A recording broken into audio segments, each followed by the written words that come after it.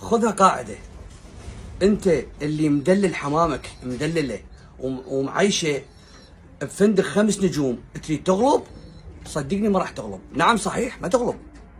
اكو ذول اللي مدللين حمامهم مدللين يطيرون نص ساعه 35 دقيقه يخافون عليه ويجي وحصلته هالقد اكل ويجي بالعشاء يتفنن بالخبطات ويداريه بالاكل ويخليه ينام على فندق 5 نجوم ويريد يغلب. لا حبيبي صدقني ما راح تغلب. كافي دلال، كافي حمام دلال. هذا عندنا عسكر. احنا السباقات عندنا بيها مثل العسكر. عسكر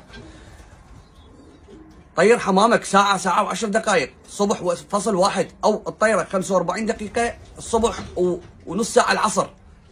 طير الحمامك خليه يقوم كافي نوم، وكتله شوية لحمامك خليه يفك جنحه نايم يطير بس فوق البيت. كافي دلال، كافي طابق الحمام، افرد الحمام زين. والاكل قلله مو كل طير كلها حصلت هالكبره والله ها اني اشبعه بالليل حتى ثاني يوم يأدي. هذا حكي يفيدك، هذا راح هذا الموديل حبيبي. عندنا عسكر. العسكر الصبح يطلعون للواجب بلا ريوق. تعرف شنو بلا ريوق؟ بلا ريوق وعشاء ونص عشاء حتى يأدي واجب صحيح. فانت كافي دلال لحمامك. ترى ما راح تسوي شيء. مو تقول ما حد قال لنا. شكرا للمتابعه. خذها قاعده. الخضار وفوائد الخضار اللي ما حد ينتبه عليه، واكو هوايه من الابطال يستخدمون هذا الشيء بس ما حد يحكي. الخضروات كل شيء اخضر.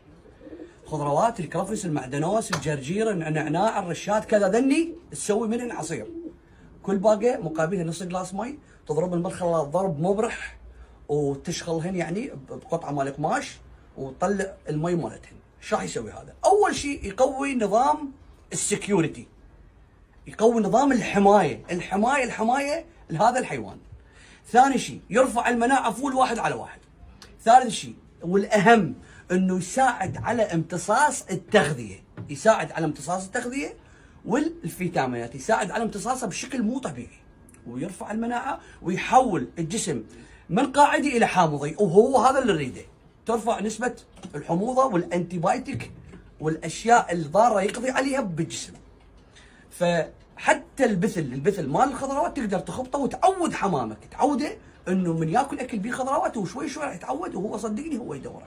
لان كل شيء اخضر، كل كائن حي لازم ياكل شيء اخضر. كل كائن حي لو تتابع راح تلقاه ياكل شيء اخضر، لان هذا الاخضر بفوائد له كلش هوايه. وحتى لو تعطيها بين يوم ويوم، وحتى لو تعطيها يوميه ما عليه مضار، على العكس تماما يفيدها اكثر.